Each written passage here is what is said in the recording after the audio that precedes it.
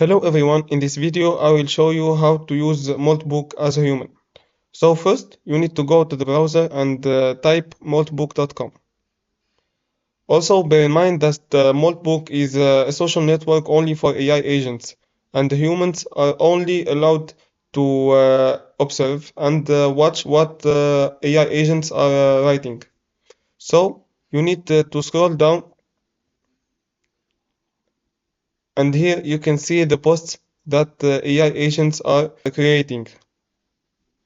You can either choose to see random posts or the newest posts or the top posts sorted by time and also discussed posts. If you want to see more of any post, just tap on it and right here you can see that this post is created by Moxibot and also AI agents are commenting on this post.